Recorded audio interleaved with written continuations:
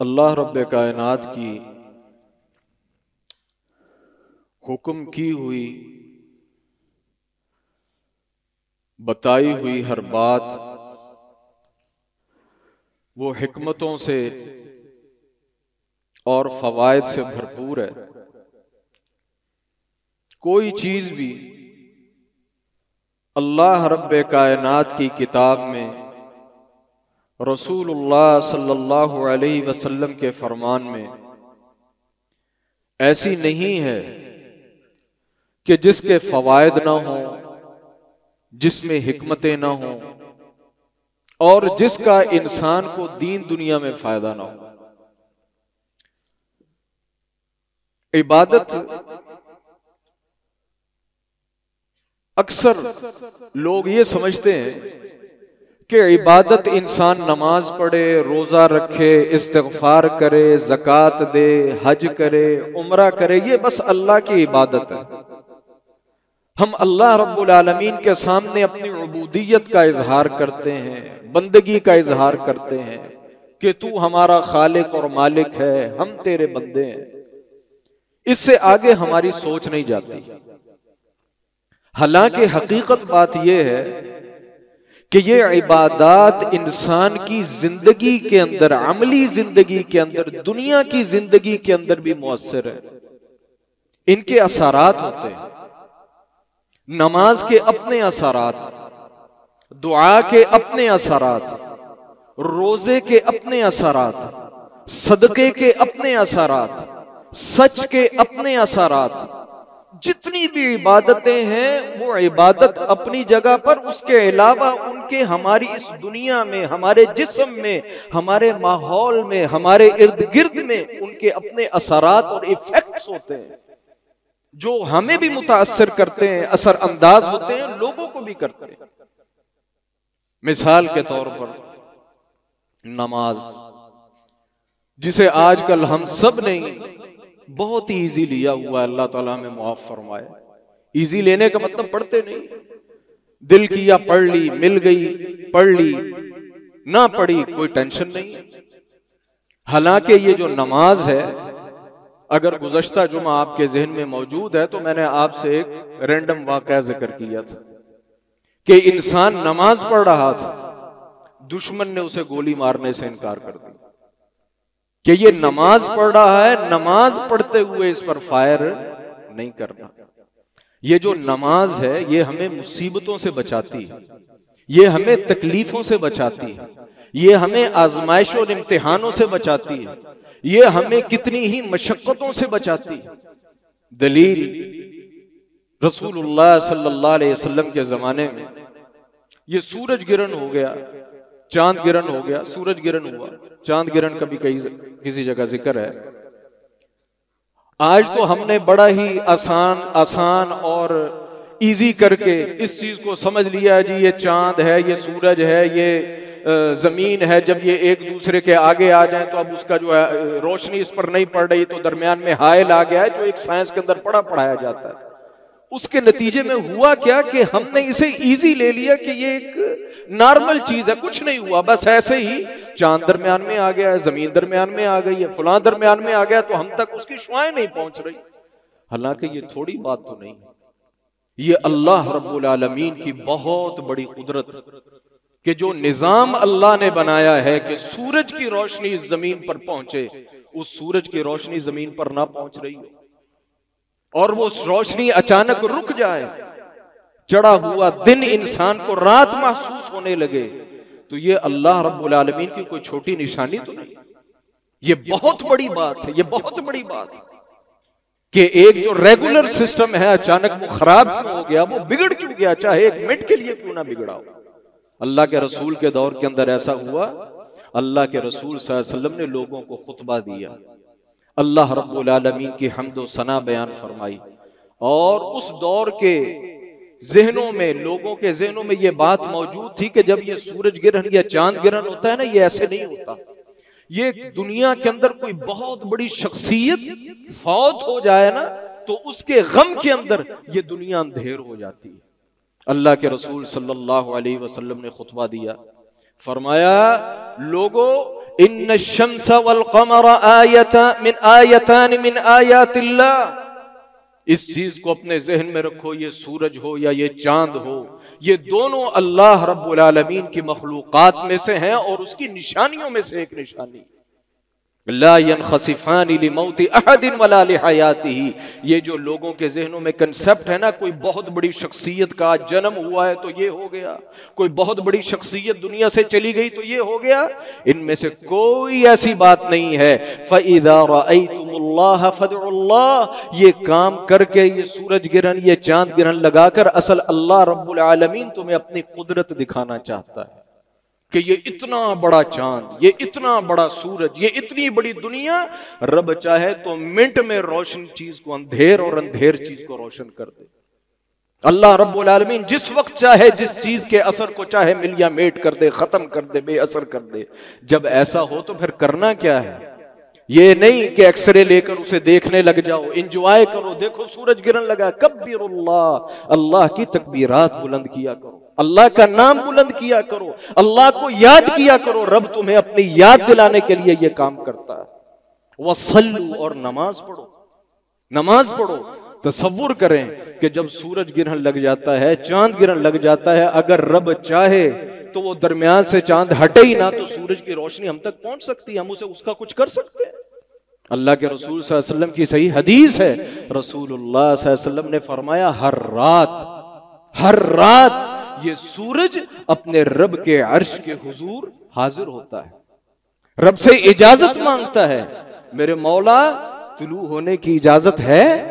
अल्लाह ताला जब इसे इजाजत देते हैं ये तुलू हो जाता है, और जब कयामत का दिन आएगा ये उसी तरीके से अपनी रूटीन के मुताबिक इजाजत लेने के लिए जाएगा। अल्लाह ताला फरमाएंगे, नहीं, तेरा जो चक्कर था अब तू आगे नहीं, अब तू पीछे की तरफ चल, और फिर कयामत बर्पा हो जाएगी, और फिर कयामत बर्पा हो जाएगी। वसल्लू, सूरज गिरन देखो, चांद गिरन देखो, नमाज पढ़ो कि अल्लाह रब्बुल आलमीन इस कैफियत को बदल दे। व तसद्दकू, और सदका किया करो, ये तकलीफ हट जाए, ये बीमारी हट जाए, ये मुसीबत हट जाए। अल्लाह अकबर। ये नमाज इंसान को तकलीफों से कैसे बचाती है। सही बुखारी के अंदर वाकया है ना कि मां की गोद में बच्चे जो बोले वो 3 ही बोले, लंबा वाकया है। उनमें एक वाकया है बनु इसराइल का, एक शख्स था जिसका नाम जुरैज था, नेक आदमी था, उस दौर के तरीके के मुताबिक अपनी कठिया बना ली, मीनार सा बना लेते, उस पर चढ़ जाते, बस अल्लाह की इबादत ही करते। किसी ने खाने के लिए दे दिया, खा लिया, ना दिया ना खाया। एक दिन मां आई, मां ने, वो नमाज पढ़ रहा था, इबादत कर रहा था, मां ने जुरैज को आवाज दी। अब वो नमाज पढ़ रहा था, उसने दिल में सोचा, उजीबुहा औ उसल्ली, अब मैं नमाज तोड़कर मां की बात सुनूं या नमाज पढ़ूं। उसने वैसे ही अपने ज़हन के अंदर सोचा कि मैं नमाज मुकम्मल कर लेता हूं, फिर मां की बात भी सुन लेता हूं। अल्लाह अकबर। मां बाप ये जितने रहीम और करीम होते हैं ना, याद रखें, मैं समझता हूं ये उतने खतरनाक भी होते हैं। इनकी जुबान से निकला हुआ एक गलत जुमला, एक गलत कलमा इंसान की जिंदगी को बर्बाद कर देता है। फिर ये नहीं देखा जाता, याद रखें, अगला आलिम था, अगला फाजिल था, अगला जाहिद था, अगला बहुत बड़ा इंसान था, ये नहीं देखा जाता। जुरैज कि जिसको अल्लाह के रसूल नेक बता रहे हैं, उस वक्त की दुनिया उसे नेक कहती थी, उसके मुतालिक मां ने कह दिया, अल्लाहुम्मा ला तुमितहु हत्ता तुरियहु वुजूहल मुमिसात। ये दुनिया जिसे बड़ा नेक कहती है, मेरे मौला इसे तब तक मौत ना देना जब तक ये किसी बदकारा औरत के मत्थे ना लग जाए। तसव्वुर करें ये कितनी बड़ी बात थी। मां तो ये कहकर चली गई, जरा तसव्वुर करें, बात को अपने ज़हन में रखें, तफसील की तरफ हम नहीं जाते। उसने बात सुनने से इनकार नहीं किया था, जवाब देने से इनकार नहीं किया था। वो मां बाप का मुखालिफ नहीं था, मां बाप का बेअदब नहीं था, सिर्फ ये कहा मैं बाद में बात सुनता हूं। मां ने ये कलमा कह दिया, बाद में जाके सुन भी ली होगी, बात आई गई हो गई। अल्लाह अकबर। अचानक क्या हुआ कि वहां एक औरत थी, लोगों ने उसे पकड़ लिया, उसके यहां बच्चे का जन्म हुआ। लोगों को पता था कि ये तो गैर शादीशुदा है। उन्होंने उसको पकड़ा, कहा बता ये बच्चा किसका है? उसने कहा जुरैज का। उसने कहा जुरैज का। अल्लाह अकबर। जिसे हम कहते हैं ना, अरबी में एक मकूला है, अल अवाम कल अनआम। ये जो अवाम होती है ना, कल अनआम, ये सोचती समझती नहीं है। ये अकल फिक्र कम भी लोग करते, बस जैसे किसी ने कह दिया वैसे ही मान लिया। किसी ने ना पूछा ना देखा। हदीस के अल्फाज हैं कि लोगों ने उसका वो जो सोमा बना हुआ था, उसका वो जो मीनारा जिस पर वो चढ़ता था, उसको तोड़ दिया, जुरैज को मारा, उसको यूं कह ले उस बेचारे की रही सही इज्जत जो है वो रोल के रख दी और मार मार के उसका सत्यानाश कर दिया। वो कहता रहा मेरी बात तो सुनो, मेरी बात तो सुनो। ने कहा बात क्या सुने, ये बात सुन तो रहे। तहकीक किसी ने नहीं की, तहकीक किसी ने नहीं की। उसने कहा बात सुनो, तुमने मेरा इबादतगाह तोड़ दी, मेरी बेइज्जती की, मुझे मारा पीटा। ऐसे करो, उस औरत को तो लेके आओ, उस औरत को लेके आओ, उस बच्चे को लेके आओ, फिर बात करते। उन्होंने कहा ले आते। वो उसको लेने के लिए गए। अल्लाह अकबर। हदीस के अल्फाज हैं, क्योंकि जुरैज था तो नेक आदमी ना, जुरैज ने फिर अपने रब से ताल्लुक कायम किया। इधर वो उसको लेने के लिए गए, जुरैज ने नमाज पढ़ना शुरू कर दी। जितनी देर में वो औरत को लेकर आए, जुरैज नमाज पढ़ के फारिग हो चुका था। जुरैज ने अल्लाह अकबर, हदीस के अल्फाज हैं, उसने वुजू किया, नमाज पढ़ी। जुरैज ने दुनियादारों को कुछ नहीं कहा, उस औरत को कुछ नहीं कहा, उस बच्चे से कहा बता मन अबूक। अल्लाह अकबर। हालांकि छोटा सा बच्चा भी पैदा हुआ है, बता तेरा बाप कौन है। वो छोटा बच्चा अपनी मां की गोद के अंदर बोला अर्राई, फुला चरवाहा है, फुला चरवाहा है। कौन सी चीज काम आई? नमाज। कौन सी चीज काम आई? दुआ। जिसे हम नमाज को, जिस दुआ को हम अहमियत ही कोई नहीं देते। उस वक्त अगर जुरैज की इज्जत और जान बचाई तो नमाज ने बचाई। अल्लाह अकबर। जब जैसे ही लोगों ने देखा तो ये तो पहले वाक़े से बड़ी बात थी कि गोद के अंदर बच्चा बोल पड़ा। वो जनाब फिर जुरैज के गोडे पड़े, उसके पांव पकड़े, हम तेरा ये सोमा जो था, ये जो तेरी इबादतगाह थी, ये सोने का बना देते हैं, फुला करवा देते हैं। उसने कहा ना मुझे तुमसे पहले उम्मीद थी, ना कभी रखी थी, ना आज तुमसे उम्मीद है, ना मैं तुम्हें कहता हूं मेरी इबादतगाह बना दो। बस मैं जिस हाल में हूं मुझे उसे हाल में छोड़ दो। मुझे सिर्फ अपनी इज्जत की हिफाजत मतलूब थी जो मेरे रब ने कर दी। और किस चीज ने की? नमाज ने की। नमाज ने की। नमाज पढ़े, याद रखें ये नमाजों का पढ़ना आपकी इज्जतों की हिफाजत करेगा। ये नमाजों का पढ़ना आपकी नस्लों की हिफाजत करेगा। सलफ सालिहीन के मुताल्लिक मिलता है, वो कहते हैं जब हम रात को सोते हैं ना तो तहज्जुद के वक्त उठने का दिल नहीं करता था। मैं जब अपने बेटे को सोया हुआ देखता था तो उसे देखकर फिर मैं मजबूर हो जाता था कि उठूं और नमाज पढ़ूं, कि मेरी नमाजों और मेरी दुआओं की बरकत से रब मेरी औलाद को नेक कर दे, रब इन्हें हलाल खाने वाला बना दे, रब इन्हें इस दुनिया के अंदर कुछ करके दिखाने वाला बना दे। मैं अपनी औलादों को देखता हूं तो फिर मजबूर हो जाता हूं कि मैं नमाज पढ़ूं और तहज्जुद पढ़ूं। अल्लाह अकबर। जनाब इब्राहिम, ये तो एक आम इंसान था ना। जनाब इब्राहिम वो जो बादशाह के यहां पहुंच गए, बादशाह ने बीवी को बुला लिया, बीवी को बुला लिया। अब कुछ हो भी नहीं सकता था, क्या कर सकता है एक आम इंसान? एक आम इंसान हुकूमत के सामने, कानून के सामने बेबस है। उसने अलहदगी में बुला लिया। अब उस किस्म के जो हालात और दौर थे वो सबको ही पता था। ना वो बेचारी सारा कुछ कर सकती थी, ना जनाब इब्राहिम कुछ कर सकते थे। मुसाफिर थे, रस्ते में थे। अल्लाह अकबर। मोमिन का हथियार सिर्फ अपने रब से ताल्लुक। जैसे ही जनाब सारा उधर गई, अल्लाह अकबर, हदीस के अल्फाज हैं, जनाब इब्राहिम अलैहिस्सलातु वस्सलाम ने वुजू किया और मुसल्ले पर खड़े हो गए। मुसल्ले पर खड़े हो गए। हदीस के अल्फाज हैं, बुखारी शरीफ की हदीस है कि वो जैसे ही जनाब सारा के करीब आता, उसका जिस्म या उसका हाथ शल हो जाता, उसका हाथ शल हो जाता, पीछे हट जाता और फिर कहता कि मैं तुझसे पनाह मांग, मैं पनाह चाहता हूं, मैं तुझसे माफी चाहता हूं। तू जिस रब की भी मानने वाली है उस रब से दुआ कर के मेरे हाथ को दुरुस्त कर दे।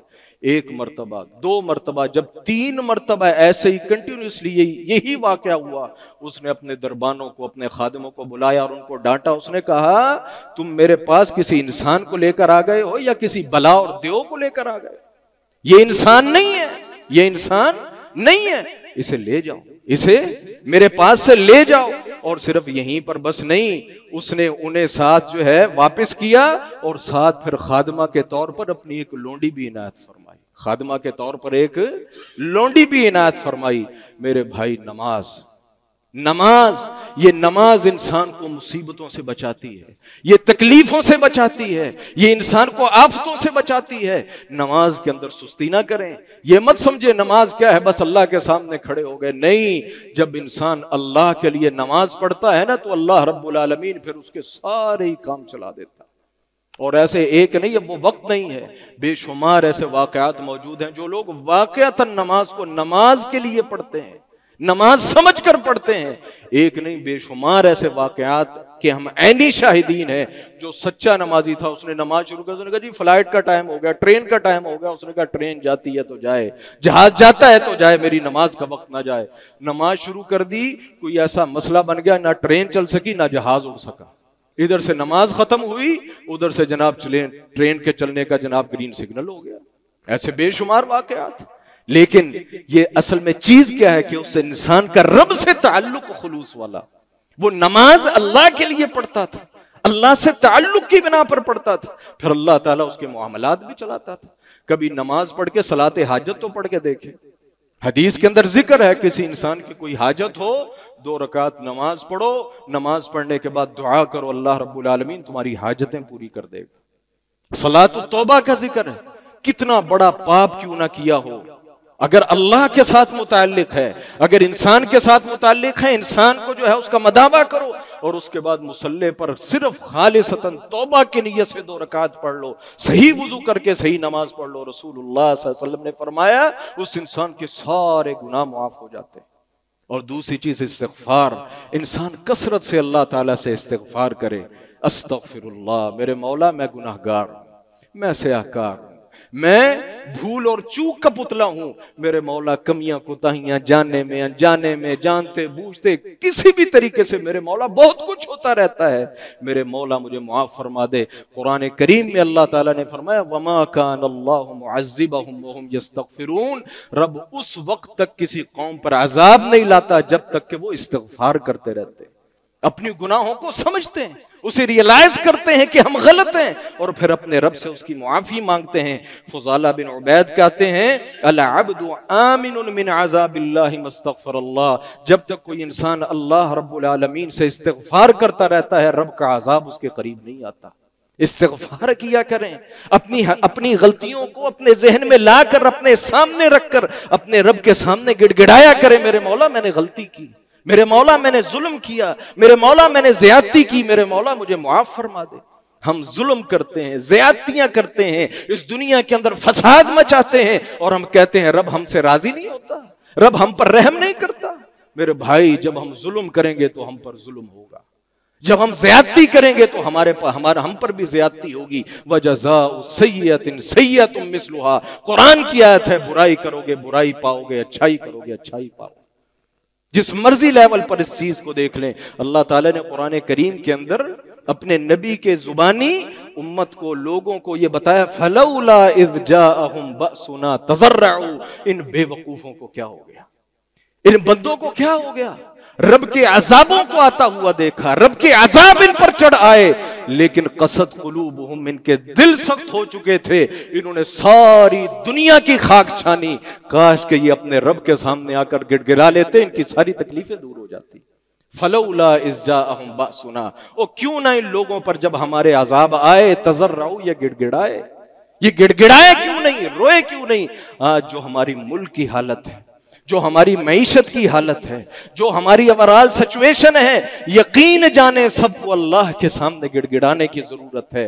कता नजर कोई अमीर हो, कता नजर कोई गरीब हो, कता नजर को किसी लेवल का हो, कोई बंदा ये कहे मैंने क्या किया है, नहीं, पूरी दुनिया गिड़गिड़ाए, हर इंसान गिड़गिड़ाए। अगर हम चाहते हैं हम महफूज रहें, हमारी ये पाक सरजमीन महफूज रहे, हमारी औलाद, हमारी नस्लें महफूज रहे, हमारी हुकूमतें महफूज रहें और ये पाक सरजमीन जो है ये क़यामत तक शाद आबाद रखे, तो तज़र्रउ, अल्लाह के सामने गिड़गिड़ाओ।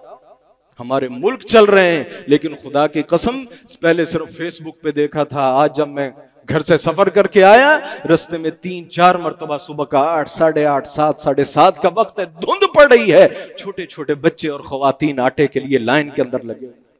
खुदा की कसम मैं सिवाय इस्तिग़फ़ार के कुछ नहीं कर सका, सिवाय दुआ के कुछ नहीं कर सका। हम वो मुल्क हैं जो कहते हैं जी ये ज़राअत वाला मुल्क है, हम दुनिया को गंदम एक्सपोर्ट करने वाले हैं। और रब की तरफ से सिचुएशन ये आन पड़ी है कि लोग गंदम की वजह से, आटे की वजह से खुदकुशियां कर रहे हैं। बापर्दा औरतें, बुजुर्ग जो चलने से कासिर हैं, जिनको चाहिए तो ये था कि वो घरों के अंदर बैठते और आराम करते, वो बेचारे एक वक्त की रोटी के लिए घंटों घंटों लाइन पर लगे हुए हैं। मेरे भाइयों, अगर हम चाहते हैं ये तकलीफें टल जाएं, ये मुसीबतें टल जाएं, तज़र्रऊ, रब के सामने गिड़गिड़ाओ, रब के सामने गिड़गिड़ाओ, रब से दुआएं करो और नमाज की पाबंदी करो। रब से दुआ करो, मेरे मौला अगर हमसे कोई नुकसान हुआ है, हमसे कोई ज्यादती हुई है, मेरे मौला हमें मुआफ फरमा दे। मेरे मौला जालिमों से हमें निजात अता फरमा और जालिमों को हमसे दफा दूर कर दे।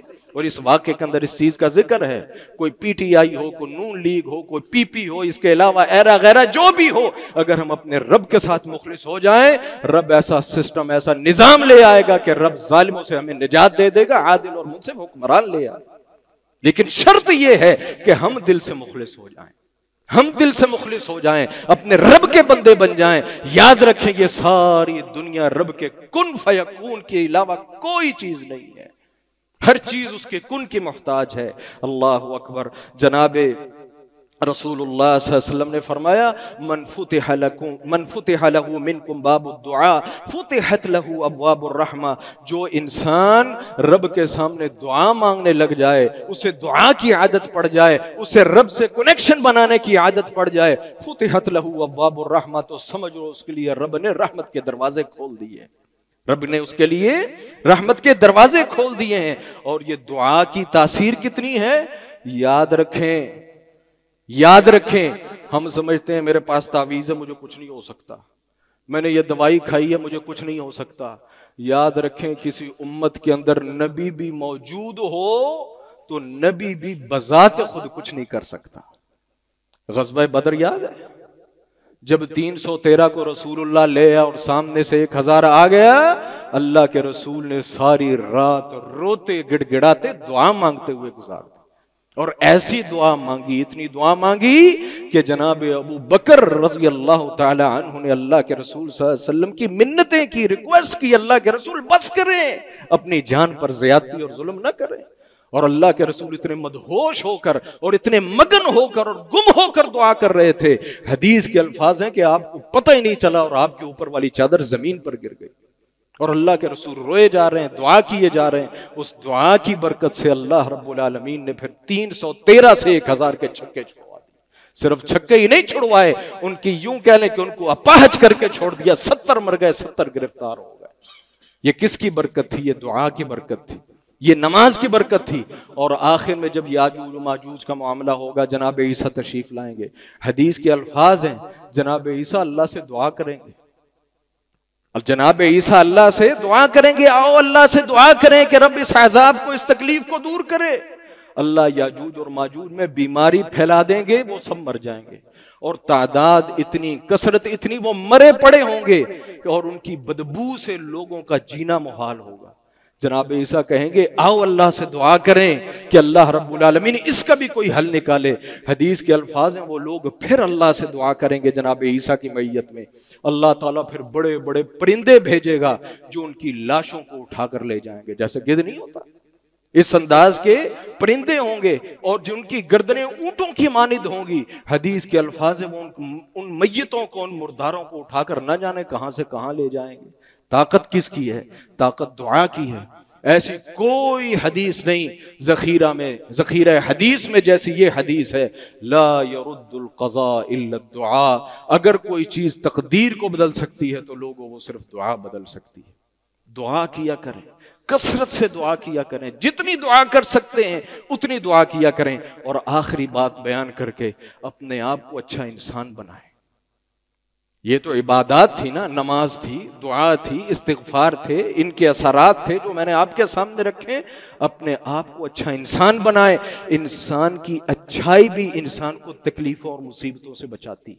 इंसान का सच बोलना, इंसान का हलाल खाना, कमज़ोरों की मदद करना, मजलूम की मदद करना, किसी राह पड़ी, किसी राहगीर, किसी रास्ते के अंदर आते जाते कि किसी जो भी आप खैर कर सकते हैं खैर करना, उसकी दलील अल्लाह के रसूल पर जब पहली वही नाजिल हुई, जनाब जिब्रील आए, मुलाकात हुई, उन्होंने पकड़ा, भींचा।